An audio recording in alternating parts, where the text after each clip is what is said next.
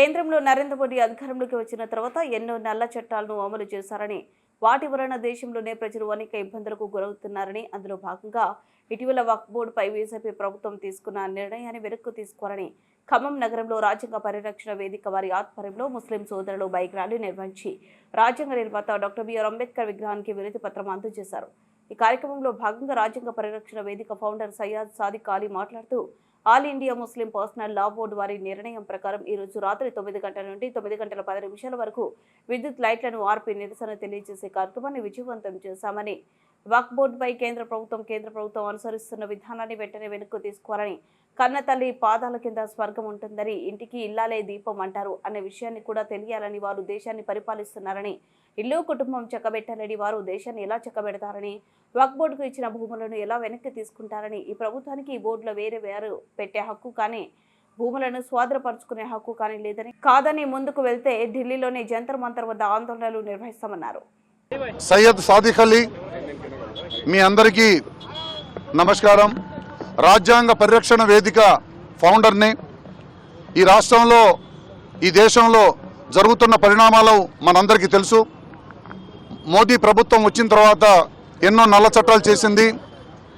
ఆ నల్ల చట్టాల్లో భాగంగా ఈరోజు వక్ఫ్ చట్టం ఏదైతే ఉందో 2025 అది రద్దు చేయాలని ఆల్ ఇండియా ముస్లిం పర్సనల్ లా బోర్డు ఈరోజు 9 గంటల నుండి 9 గంటల 10 నిమిషాల వరకు లైట్లు ఆర్పేసి దేశవ్యాప్తంగా నిరసన తెలియజేయాలని కోరడం జరిగింది. అందులో భాగంగా మేము రాష్ట్ర వ్యాప్తంగా, తెలంగాణ వ్యాప్తంగా ముస్లిం సోదరులము అందరం కూడా ఆ పిలుపుకు మద్దతుగా ఈరోజు ఈ కార్యక్రమాన్ని చేపట్టడం జరిగింది. ఈరోజు మనకు తెలుసు, ఈ దేశంలో నల్ల చట్టాలు చేస్తూ ప్రజలకు ఇబ్బందులకు, అసౌకర్యాలకు గురి చేస్తూ నానా ఇబ్బందులకు గురిపడుతున్న విషయం మీ అందరికీ తెలుసు. ఇవాళ కన్న తల్లి పాదాల కింద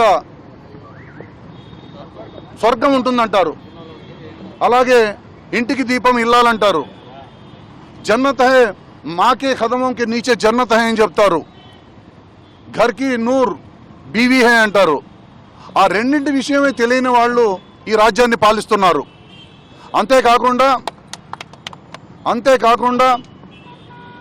దేశం వెలుపల కూడా